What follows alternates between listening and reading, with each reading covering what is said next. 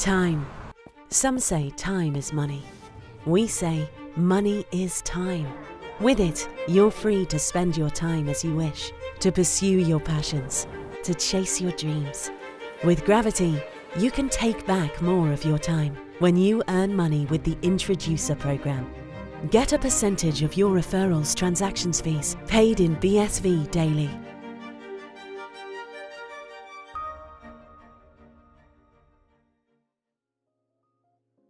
Hello and welcome to another episode of Crypto Time. Today's going to be another special. We're covering day 2 of the CoinGeek event, which has been very exciting indeed. Some really nice takeaways from obviously day 1. Day 2 was obviously interesting to cover yesterday. And really it was a good afternoon / into the evening for you and I gaining some information that's been happening. How did you find it?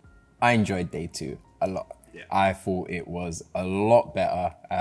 You had a lot of heavy hitting people within the space delivering solutions and actually talking about a lot of the real issues. Yeah, and I think that that's really what we want to see within the community at the moment is people realize that we've got something that's good. It's just about how we utilize that and how we get it into the mainstream. And as we mentioned in episode 1, we've now seen that kind of shift towards that kind of enterprise side of things where we're now, instead of just hearing about people potentially doing something, actually going ahead and trying to implement it into certain models, and also these great projects that are actually helping that happen. One thing that I felt that we kind of missed yesterday, which I think was an interesting point, was about the kind of SDK kits and things like that. Something that's really important for me and something which has been really important across the board is about making this transition from kind of the traditional kind of build out to the crypto build out. And it's about making that process as simple as possible. And you mentioned in that episode, and I was kind of kicking myself afterwards while we were watching it, thinking to myself, like, we should have said actually around the SDK stuff, because people are now making it easier for people to go ahead and develop in that way. And I'm sure that's something you'll comment on now. Yeah, so it's all on the thing that we were basically talking about yesterday, allowing businesses to actually create their business and to be professional in the area that they actually work in. They don't have to be professionals in absolutely everything, understanding how to build on top of blockchain, etc., etc., etc. So a lot of these SDK kits allow a lot of these developers to basically build their businesses a lot easier than what they basically have got now. Yeah. And I think that's really something that's going to be key for seeing this space grow, because it's no longer the kind of specialists that kind of have that kind of understanding of how this way would implement. It's now been a process that's been basically opened up to the masses. So I just wanted to kind of make that point. But just to think of it in an engineer sense, so any form of developer on this world, the thing that they want most is tools. Yeah, just like an engineer, the more tools he's got, the happier boy he is. Yeah. Exactly the same thing. No, exactly. And it just seems like those tools are getting shinier and more attractive than what they were previously. Instead of it just being a normal hammer, it's now a pneumatic one. So it's a little bit more interesting in that sense.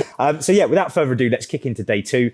Let's start off with obviously Jimmy opening up the event. As always, nice, exciting open up. We get that real kind of energy that something is moving, something is happening, and something's going to be pushing to the right light.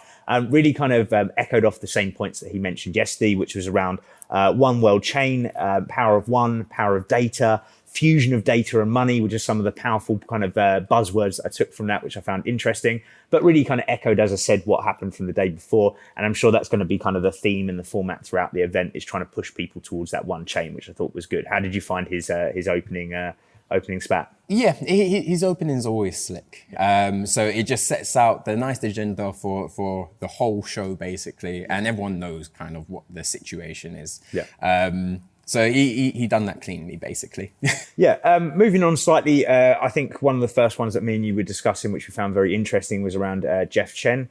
Founder and CEO of Maxthon Limited, was interesting. He was talking about end domains. I don't know if you just want to add a little bit of clarity about what he was speaking and how he was going about it, really. So what he was talking about is the fact that the issue right now is a lot of these businesses believe that they own their own domains, when it's not really true.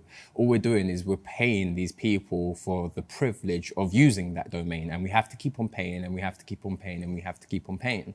So bearing that in mind, that means that you never really own your domain. So what end domain really focuses on doing is allowing you to really own your domain.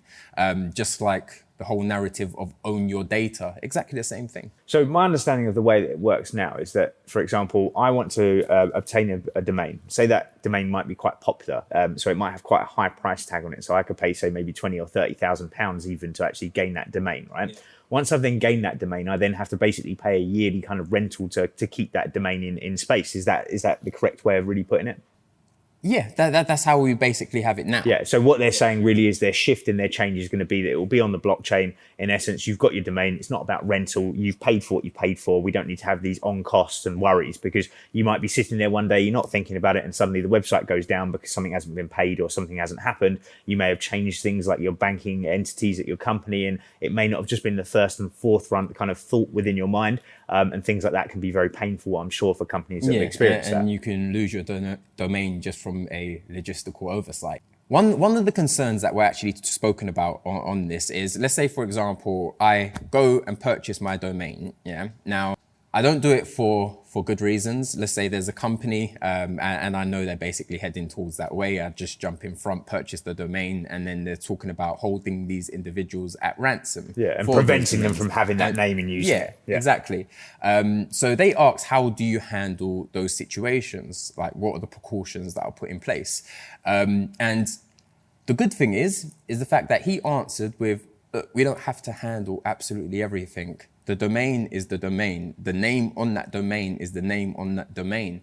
If, for example, something like that is happening, then you have other avenues that you can go down, like the legal system, the other systems that you can basically utilize to sort out your issues. Yeah. And I think that's a nice way of actually running things in the future. And again, you know, these people aren't trying to completely change the world. They're just trying to tweak little points to make things, you know, more, easier to use and just a more better user experience overall. And I think that's really kind of hitting it on the nail on the head in that sense. So that's good. So moving on now into the chat that happened basically between Connor, Luke, and also Billy Rose. Had some pretty kind of well-known names within the space, especially Twetch. They're known to be kind of disruptive. They like their memes. They like winding people up a little bit. And I think they do that well. And at the end of the day, this is about getting their name out there, and they're going to do it how they're going to do it. And, you know, we've always been big advocates in terms of what Twetch are doing, how they're obviously doing their work. Smart marketing. No, exactly. It was really interesting. We saw things get a little bit heated around the subject when Jimmy asked about legacy companies. So that was all about having these very large companies out there, for example, your Twitter with big user bases, getting transitioned to work with companies like Twetch. That's when it started to get heated up. What was your kind of thought process and how did that play out? Yeah, I thought that bit was a juicy part of the conference. Yeah. I really do side with Twetch on this because they were basically asking him to change his business model, not supply everything for a fee and basically supply some things for free. They explain that they've tried and tested those models and it's just something that doesn't work for them, and they've tried and they've tested them and end of the day it doesn't work for them. Yep. Yeah. So what they were asking Twetch to do is to approach companies like Facebook, companies like Twitter, and break down the barriers so that those companies can actually start working with us. Yeah. And just people in the crypto space. And what he responded with was spot on, to be honest with you, because he doesn't really have any form of interest working with them unless it actually benefits their company. Because you need to look into the infrastructure of how these companies are set up. Like, what benefit does Facebook actually have with working with Twetch? Yep. Unless they want to change their infrastructure and then suck up their user base, which we see that all the time. It happens in like just news in general. It happens in the crypto space with loads of different companies. It happens in banking. How many new banks have you seen? Yeah, just keep popping up around. Anytime they get to any form of decent size, they get bought up and then swallowed up into their system. Unless you're TSB, who just recently lost a load of branches and lost a load of employees, which seems to be heading the other way. But moving on swiftly. I also found that interesting, right? And the bit that I really enjoyed was when Jimmy turned around and said, right, okay, so are you planning to work with these people? And Billy just basically turned around and went, no. And it was almost as if like the zip went across his lips and he just wanted to go blunt at that point and just say, do you know what? Have no care. Yeah, but it makes sense. Yeah. Because companies like Facebook, companies like Twitter, they're designed to capture your data and then sell it on to third parties and then targeted advertising. And that's why literally you can be speaking about something. You can be literally speaking about I don't know, hot chocolate, and then you'll see hot chocolate pop up on your phone. It's because it's targeted advertising. Yeah. So he said that, first of all, he wants to stand by pretty much his principles of what the company is, changing that model, no longer allowing people to use us as basically as cattle and data farm us, changing the business model. That means that you now have to charge these people that are going to be using your service, because that is how you're creating revenue and being able to basically provide a service to these people that want your service. So I agree with him, basically. No, I do as well. And I think that he brought up some very interesting points. He was talking about, for example, a company like Facebook or a company like Twitter having basically thousands of employees. And what those employees are set up to do is, in essence, exactly what you were just saying.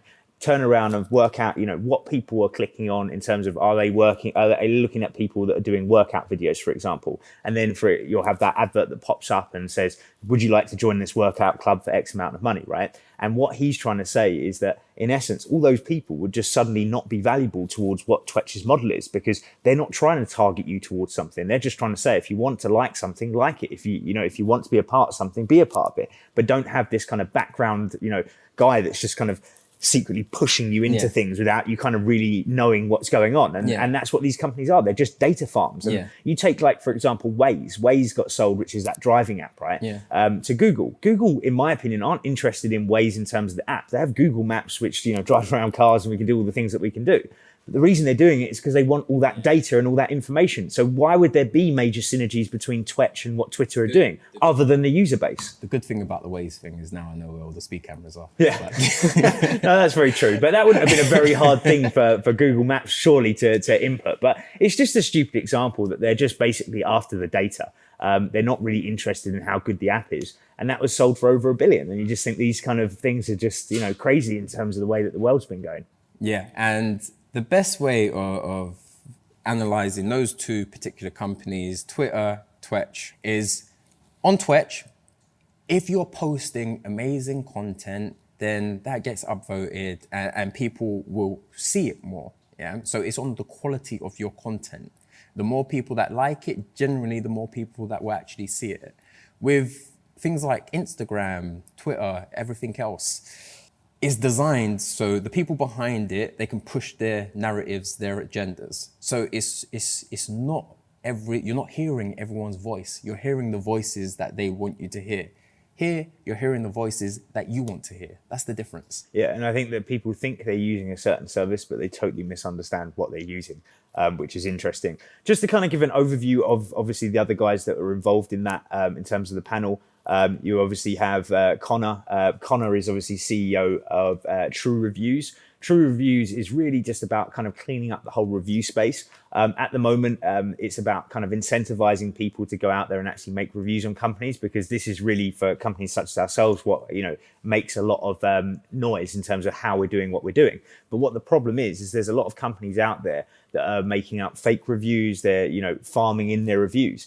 And what they've done is come up with a fantastic way to basically eradicate that, which I think is a really cool option. Then we have, obviously, Luke from TonicPow. That's about advertisers post bounties for user engagement and promotes to earn from them, which is obviously, again, kind of mixed in with the same kind of sector, but it's just about doing it more responsibly and better. So I think that all three of those projects, including Twetch, and just again, if you're not too all favored what Twetch are doing, social media site, which is basically for the people, by the people, so that people can actually gain and look at the information they want to look at. Yeah, and they launched their chat, which is another positive thing, because of course we were talking about how Bitcoin really works yesterday, and basically being able to push and pull pretty much.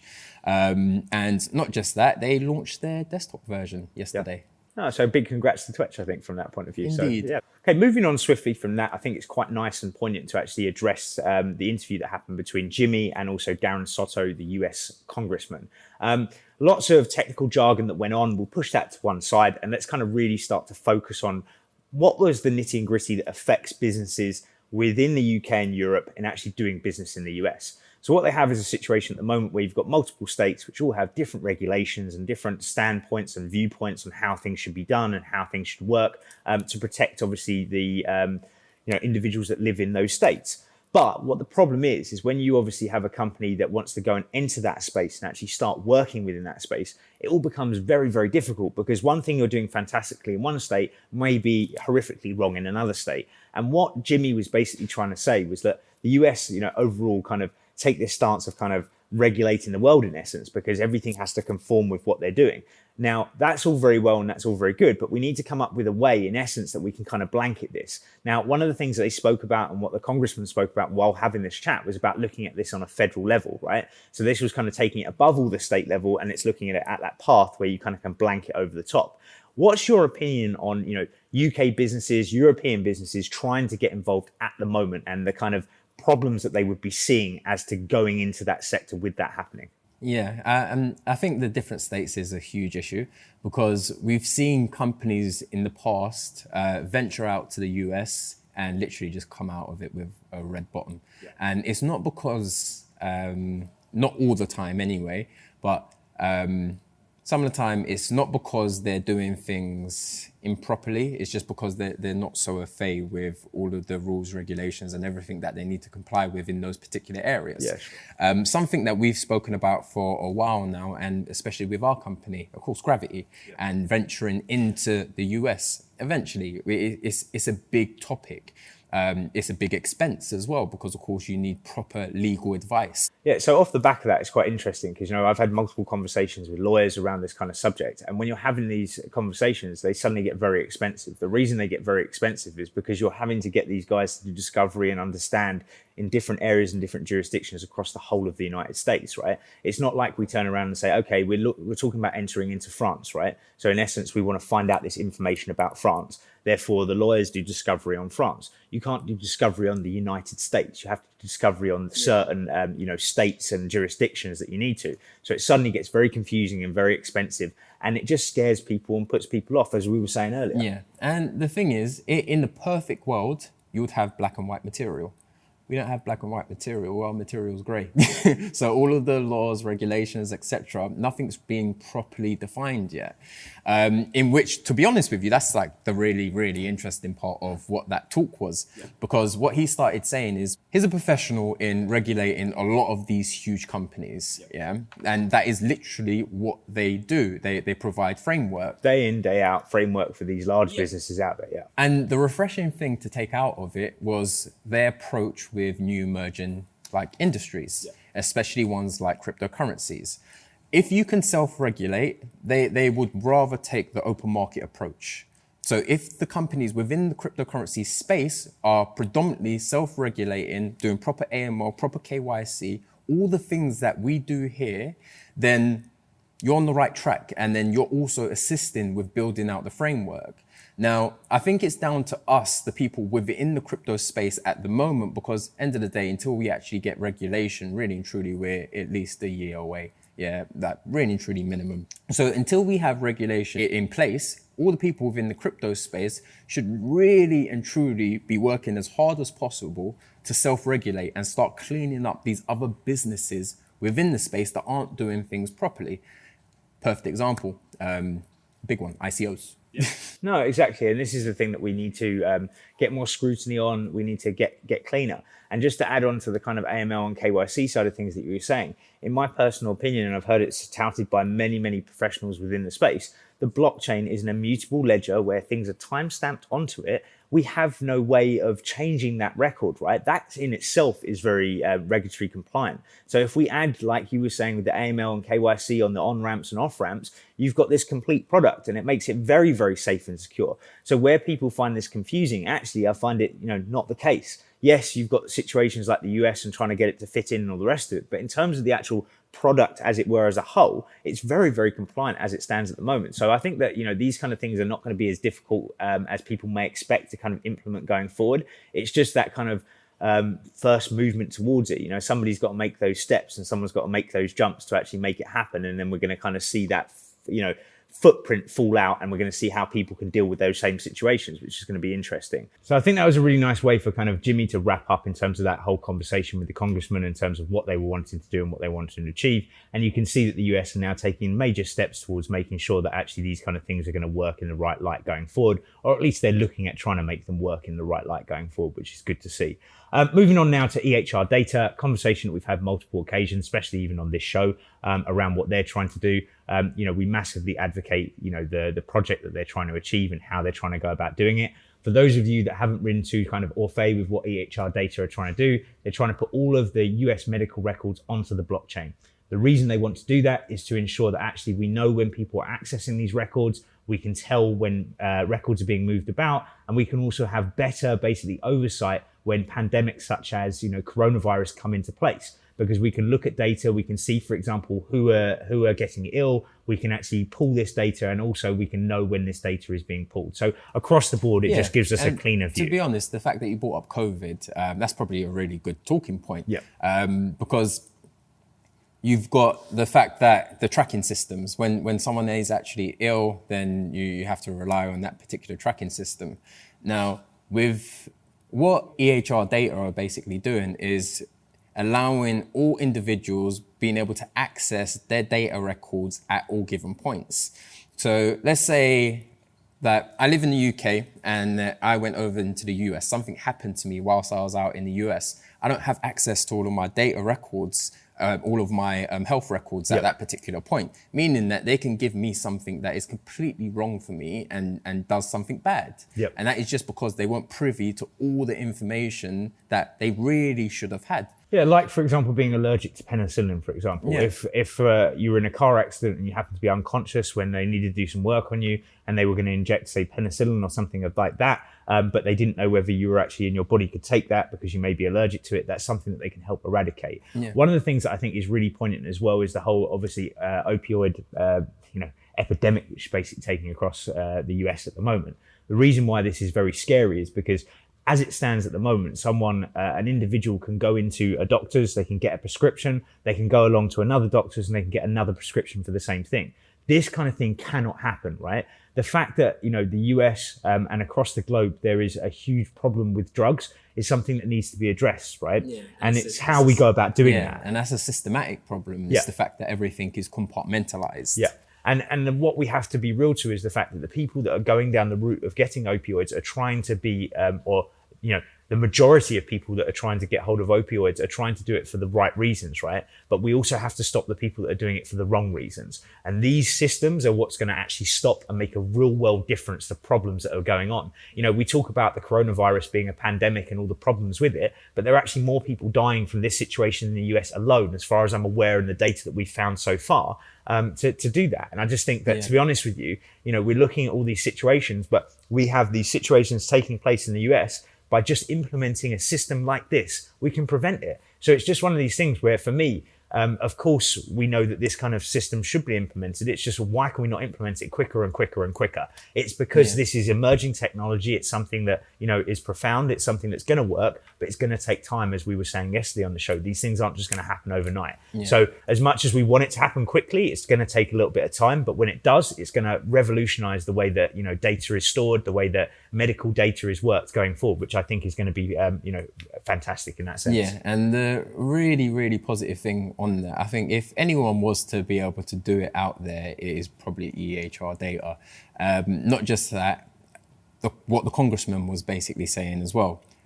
He was saying that more than likely they're going to be targeting like the medical sector first and just getting things passed in that sector. So it does really make sense, and that instantly has a correlation with people's lives. So it's just very refreshing to see these things now start to fall into place. Yeah, it gives reason for a government to go out there and turn around and start actually really looking at this, because now, for example, we're not just beating on the drum of... It's big business. Yeah, and it's big business which is going to benefit everybody, right? Whether it's the United States government, whether it's, for example, the patient, whether it's, for example, the doctor that's trying to access the information.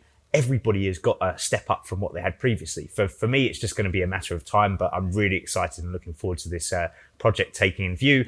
And not only that, I can't wait for all those transactions that are going to happen on the BSV network at the same time, which is going to be good to see. Yeah, that will be a hell of a lot of transactions. So moving on now, again, it's just kind of a glaze over one on this side of things, but Tokenized obviously spoke about smart contracts and tokens on Bitcoin SV. To be quite honest, there was nothing really there that was groundbreaking. Again, it was just kind of explaining to the community exactly what's going on with that and how it's going to work going forward, which is always interesting to hear. But again, it wasn't something that was too much like kind of groundbreaking kind of stuff from that point of view. So I thought that was interesting. Yeah, it was, of course, them designing smart contracts, all of the different things that you can do. He ran a little video detailing the platform that they've built, which, to be honest, does actually look really good. And it is complicated because there are a lot of different fields. And at the end of the day, if you want to run smart contracts, there's loads of different things that you would want to do it for, personal or a company, it just depends. Yeah.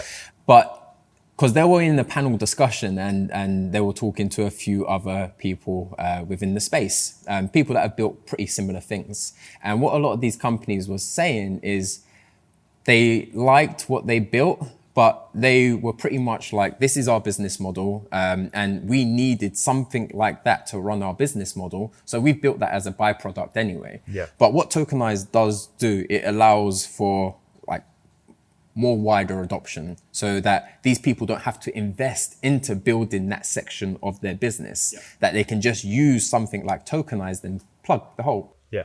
And I know, like, for example, our CTO was watching it. I know that he was kind of not, overly impressed in terms of it. He believes that there are better processes out there for it. But this is what this game is all about. It's about us, getting something out there, seeing how it works, then improving on it. And I think that's something that Tokenized will do going forward. So I think it's going to be an interesting space to watch and keep up to date with. Something I just wanted to address, which I thought was interesting, was the numbers of viewers in terms of the actual event itself. Now, as far as I'm aware, there was 2 places that you could watch it. You could watch it on YouTube, or you could register the event via the CoinGeek website, and then you could go into basically the CoinGeek portal, where you had, for example, ways of chatting, ways of asking questions, which obviously you can't do via the YouTube link. Now, I was seeing, incorrectly if I'm wrong, around kind of up to around 520 to, a little bit more, especially when, say, Craig Wright was speaking.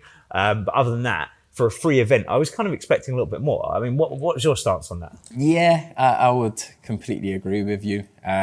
Because in the in-person event where people are actually having to pay for these tickets, there's a better turnout. Yeah. But the event was free. And not only that, you're talking about, say, February. We're talking to people from Australia, we're talking to people from Hong Kong, we're talking to people from London, we're talking to people from New York, all over the world. So it's not just the fact that they've paid out for that ticket. They've paid out for a flight to come over, they've paid for a hotel to stay at, they go to all these different events. Now, maybe that's part of it. Maybe it's the fact that what people really glean from these events, and not just the speakers, it's the conversations around it. Now, when you look back to obviously when we were at the last event, we had some fantastic conversations, with from people from the Swiss National Bank to people at nChain to people across the board. And I think that really the value that I got from the event was not just obviously what the speakers were saying. As we said yesterday, we're in this space 24/7. There's not really much which is coming out that's profound for us because we're on top of the information that's coming out. But in that sense, I gain a lot of information from the people outside of it. The events that take place in the evenings, like when we did our Gravity event to open up the doors to us launching Gravity as a product to be a fast, easy way to purchase from the EU to UK to all the rest of it. And I think that these are the kind of things that people haven't been able to do. Do you think that's maybe got something to do with the numbers? I think with the numbers, it's because at the end of the day, it's a lot of early stage companies that are building technology. And it's not really a cool thing until a lot of the people can use the technology and show off the technology. Yeah. So I think that has a lot to do with it because there's not a lot of people that are actually interested in the foundations. Once all of these companies start flourishing and actually providing the business models that they need to provide. So for example, Gravity providing Bitcoin banking to people. So with that, we will capture our user base. Twetch, they will go and capture their user base. TonicPow will go and capture their user base because people have interest in what those companies are providing to everyone on the outside. Yeah. So with that, you get more mainstream adoption. And with more mainstream adoption, you have more eyes. But I think the eyes will be on these companies, not on like what BSV is. Because BSV should operate silently in the background and just be the infrastructure and educate these companies into operating how they should be operating and how to build on top of BSV, basically. Yeah. And I think it's these companies that will become the superstars of the space. Yeah, and I think also it's like your EHR data, right?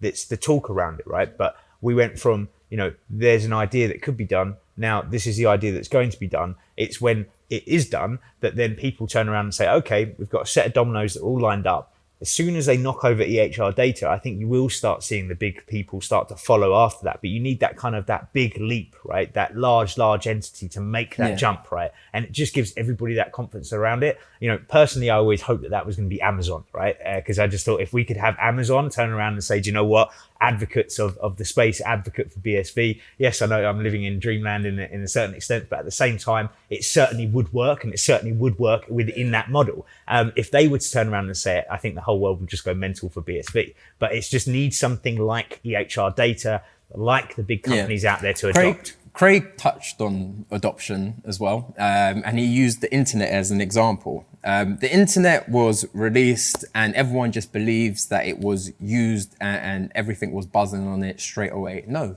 that wasn't the case.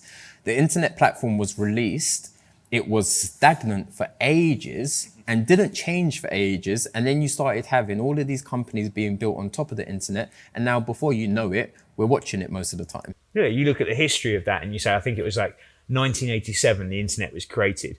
All we could do really at the time was send email, and the only people that could send email were technically kind of minded people. Yeah. It moved on, I think it was around 94, 95 sort of time that we then had Google come out. No one still cared or knew who Google were or had anything to do with it at the time. And today we can't pick up a phone or even talk about, looking for something without using a term like, oh, Google it or do something like that. Or Google is your best friend, as a guy that we used to work with used to like to say. Things like that obviously come within the space which are interesting. And I think these are the kind of terms that are going to happen with BSV if we see the big dominoes drop. If you knew what if basically knowing what you know now, and with Facebook being issued in the early days, would you sign up to Facebook knowing what you know now? No. Yeah, I wouldn't either. No.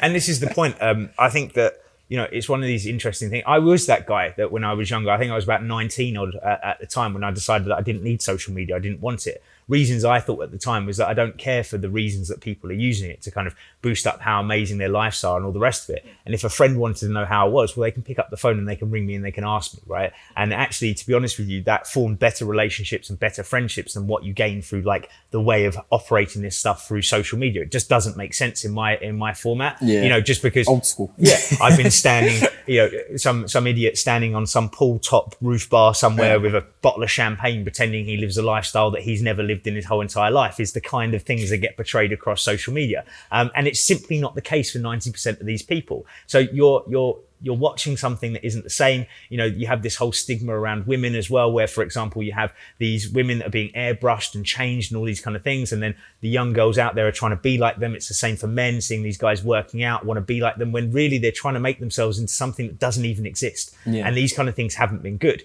So having models it gives everyone the image of the perfect world when the world ain't perfect. Yeah. And that same talk that we always had of this instant kind of gratification. Things take time, things take hard work. And the way that kind of social media portrays things on occasions is that, it happens overnight. And that certainly isn't the case. But the important thing that Craig said is that with the internet, it was stagnant for ages. The reason why it captured adoption is because it never changed. They locked down the foundations, being exactly what they've done with BSV. Lock down the foundations. Now you allow all of these companies to really start growing, really start creating business models. And that's what will capture us, the mainstream. Yeah, and I agree. And I think that's a really nice place to actually wrap up day 2 in terms of our analysis of what's happened. I think, again, it's been a very, very good event overall. Really enjoyed the coverage over the 2 days so far. Looking forward to obviously seeing our final day now, and obviously dissecting it on Monday as well. So looking forward to obviously everybody watch that. If you are enjoying the content that you're seeing from Bitstocks at the moment, please hit that like, subscribe and notification button so you can always see the latest and greatest coming from Bitstocks.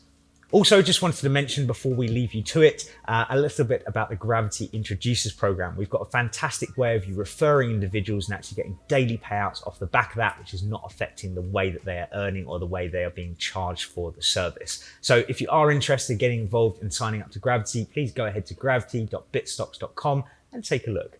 All the best. Bye for now. Peace and love.